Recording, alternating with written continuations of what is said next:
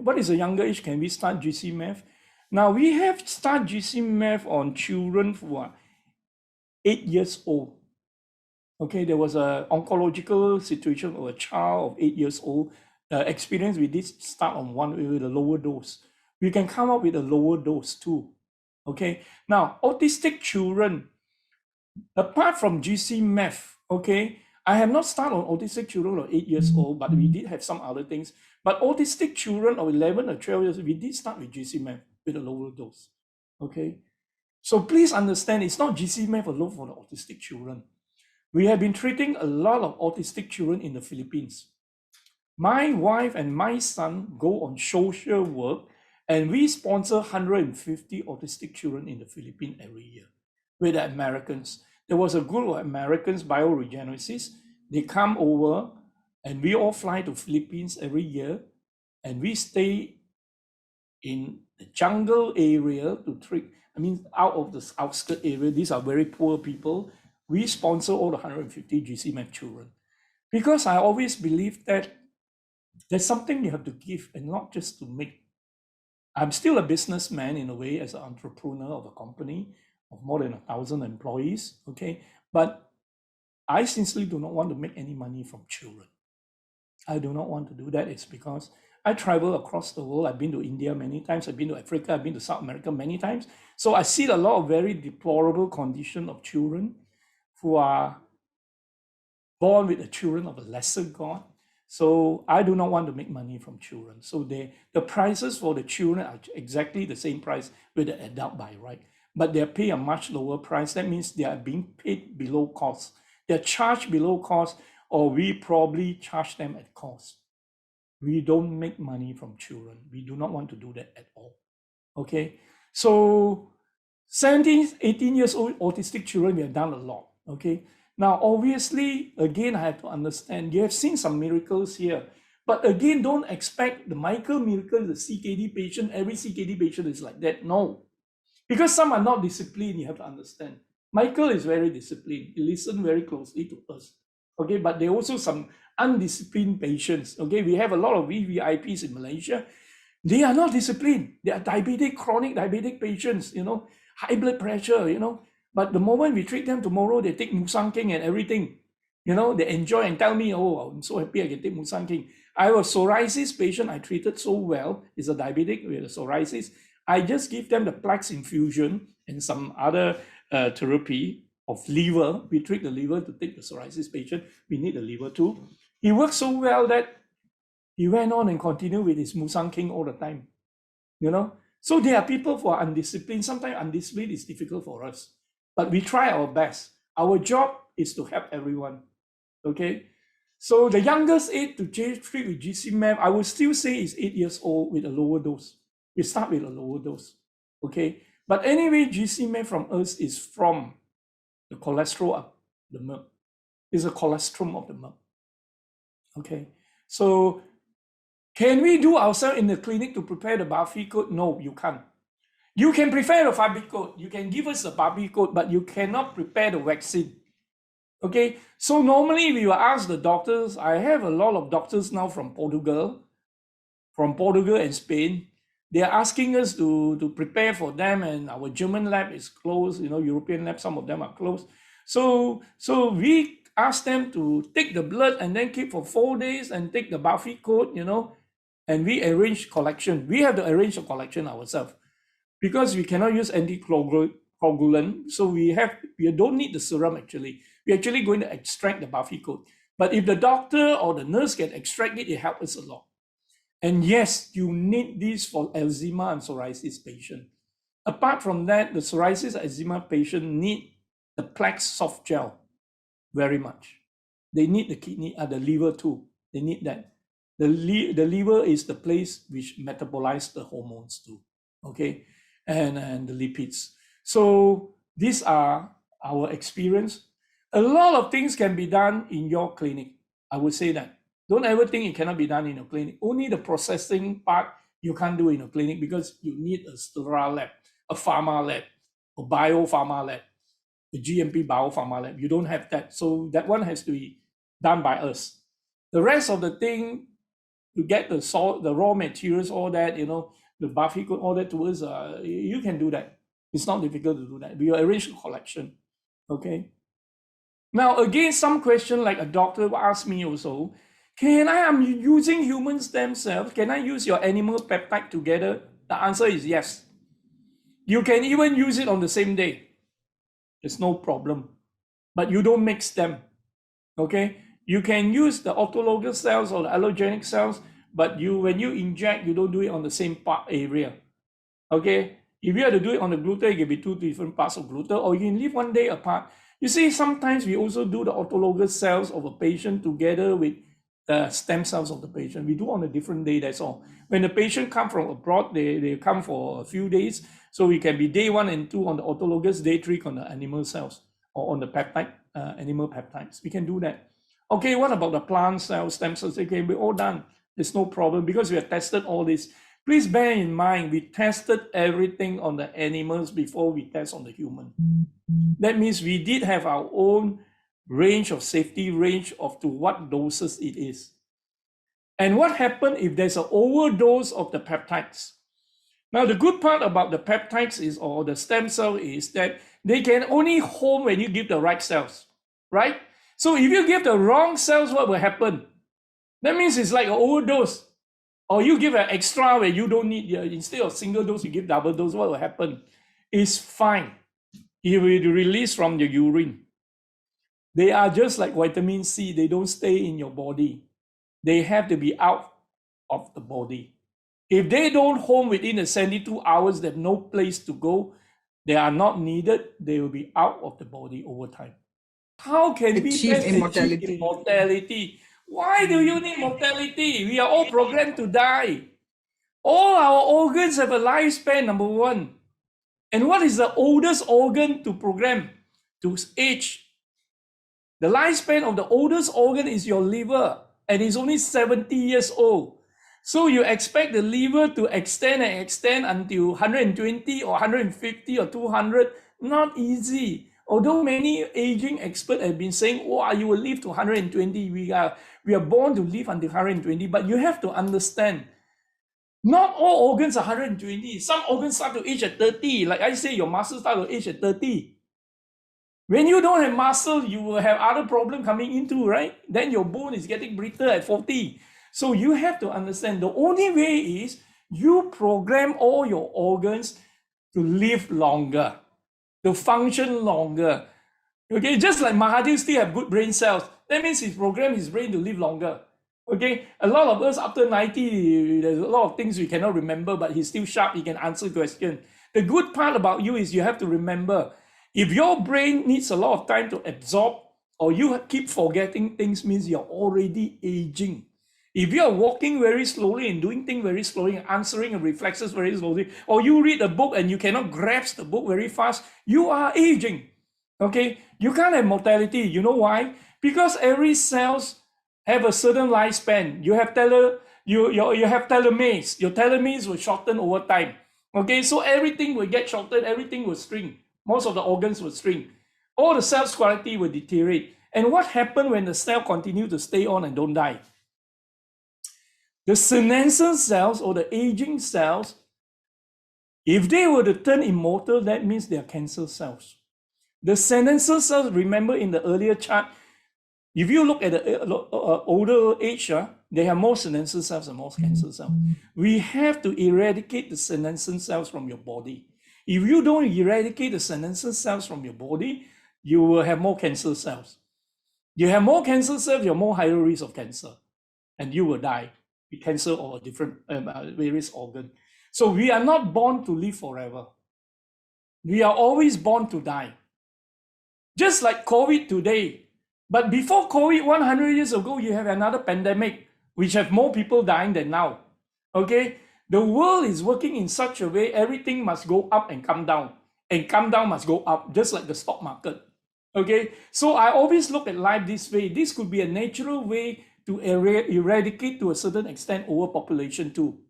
Okay? Or maybe to some people who are staunch believer of God, it is a way to punish certain people too. I do not know. I'm a very open person. Okay, I'm a Roman Catholic, but I was a very staunch Buddhist as a child until I married my wife who is Roman Catholic. So I am a very open person. I read the Quran as a child. Every 12 o'clock, there's a wisdom on the TV, on TV 2 or 3. I read the Quran and I remember the wise thing on that day. I respect religion very much, all kinds of faiths, because they are all words of wisdom coming from there. We are learning all the time. We are learning. Please understand, same in medicine, same in regenerative medicine. We are learning from everyone. I learn every day from the doctors. I gather the information from the doctor. Sometimes after a doctor treats a patient for 4 or 5 months, I say, hey, how's the patient you treated? How's the response? Good, bad? At least we know, is it? So why am I doing that? Because I need to learn what actually works well and which cell works and which one don't work. Okay, so I do not believe in mortality. There's no immortality at all. There's no fountain of youth. Put it this way. If you have something, they say, oh, this is a fountain of youth. You take this and forever you become young. You can't. Because your cells are all programmed to die. Your organs are all programmed to die. So even if you are to live to 200 years, what about your 220 organs? Are they all living to 200 years? No. So if they are not going to live into 220 years, you will end up being in the bed in a condition you're just lying on the bed. What's the point? That is not quality life. If you are going to live into 80 years old or 90 years old, 100 years old, the important thing is you must have the quality life to that age. Otherwise, you'll be with a stake or with some other thing, someone helping you. You're going to be a burden to people. You know, my youngest son is a fitness student in Singapore now. He gave me a view that we are old. He called my wife and I as old man and old woman. Okay? And I told him I have no white hair and you have white hair. He's 20 years old. Okay? And he called me an old man. Okay? But I say I can go on the stamina better. I run faster than 2 of my 3 sons until today. Okay? I never exercise, but I run faster than them. I last the stamina better than them. You know why I last the stamina? I will go with them on shopping from morning until night. I never sit down. I never sit down unless it's for the meal. They will be sitting down all the time resting. So I told them my stamina was so good. The zest in me was so good. Okay? So the important thing we have, but the idea given my son is say, my son always think the old people, they should die. Otherwise, there will be overpopulation. That was the idea from him, you know. That was a situation of his thinking. The way he thinks that you're old, you'll be a burden. So in a way, it's coming from my own son, not intentionally. It's his view that why are you staying around? So I come to realize it's true, you know. If my mother is 90 years old, past 90 in fact, my mother-in-law is 95, 94 now, moving to 95. They are still in tip-top condition. I drive 5 hours to Kundasang on a 4-wheel drive with my mother-in-law. When we landed there, she was dancing. I record the video of her dancing. That means she's in a joyful mood lah. Even despite 4-5 hours in the car, you know, with a rocky road, you know, going uphill. So I come to realize what is more important. The most important is our parents don't be a burden to us. If your parents is going to be a burden to you, you have to take them to the hospital and take care of them. That means the burden is on you. And how are you going to focus? So I try to tell my son, our children, we don't need you to take care of us. We only want you to take care of yourself. Important thing is you take care of yourself. We will never burden you. Okay, we will go on our own. But our parents is different. My mother, the traditional time, you know, we are baby boomers. I'm born in 1961. So you have to understand the traditional time is we are Malaysians, you know, are Asians. We must respect and take care of our children, right? I mean, our children must take care of us when they're older because we took care of them, brought them up. But the new ideology is different with the children these days. It's different. So what I'm trying to say is that we have to take care of ourselves. And we have to make sure our parents don't burden us.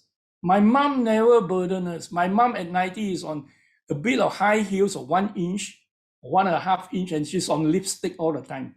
So when I eat with her, she will be putting on a lipstick all the time. And she wants to look pretty all the time. And she posts more than every one of us when she go out on family vacation. Okay? And I make it that I'm fine with her because if she wants to look good and want to look young, that means she's feeling young. We all must feel very young. The moment you feel old means you're old, isn't it? So we must feel young all the time. And I sincerely think it's very important to feel young. I sincerely think that way. Okay? So we have to be forever young in a way, but our forever young is not immortal young. Okay? Forever young, feeling you're forever young. So I mean to say, you must die young. You must die feeling young. Even when you're 80 or 90, you will die, but you're feeling you're young. That is important. Okay? But you still have the capability in a lot of ways, like a young person. You can do a lot of things you want to. You must be happy. You must be contented with life. That is life. Life is you must count your blessing and be contented with what you have. Okay? Of course, on our side, with organotherapy, with cell therapy, with stem cells, to me, precursor stem cell is an evolution of cell therapy. It has been ongoing for hundreds and hundreds and hundreds of years. It's nothing new. It's just that some new technology comes in, you change. Just like when I first do cell therapy, my master will always say, do this way, you know. But I think differently after my master. I think we have to improve. So we came up with the idea of live animals. We cannot take dead animals. In the old days, they take dead animals. The technique of taking live animals come from my wife and I. I want live animals, live fetuses. I do not want cruelty on animals. I don't believe in cruelty on animals. That means if you have to slaughter the sheep, you try not to slaughter. You can do a C-sec to take the sheep. If there are 2 sheep, you better take one and leave one behind for the mother. That means the mother didn't die. Okay, again for the rabbit, if you can save, you save. You cannot save, no choice. But even if you have to kill, you must kill without cruelty. The best way to kill an animal is cut the spinal cord. The supply of blood and oxygen is gone, is an immediate death. The organs are still alive. The fetus is dead. That is immediate death. But then we have to respect animals too. I always tell my staff, respect animals is important. So that's the way we go. Okay, we must respect. Okay. You cannot prepare the, now these are not cells, these are autologous vaccine. We are creating a vaccine for that particular patient. This particular patient must use this vaccine within the 2 to 3 months. Because after a few months, the patient immune system change again. It's constantly changing. So we must use it at that moment and use it. Okay, so the patient later on, when he comes back to us, let's say 6 to 8 months later, after the finishing of the first dose of 60 days, okay, let's say he repeat another dose because you see improvement. Because normally we will tell 3 doses over 3 years, but sometimes patients don't have the money. We say you try the first dose. If you don't see any improvement on first dose, don't even talk about second dose. So we do not even want to talk about second dose. But some patients will say, I'd like to do another dose to see further improvement. Yes. Then it has to be again, you have to take the blood again. We are not taking the blood, we are taking the DNA of the immune system. To find the DNA of the immune system, to create a vaccine for the DNA of that patient immune system, which will be different from her or his brother or sister or mother. It's only for that particular patient. That is the way to go. Okay.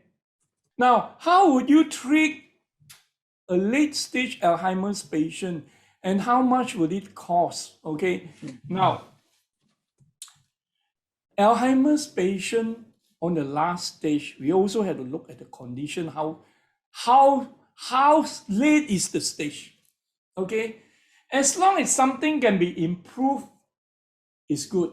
But if you say you're in a terminal stage, you know, you're also having some complication, then obviously we cannot do anything in a very late terminal stage.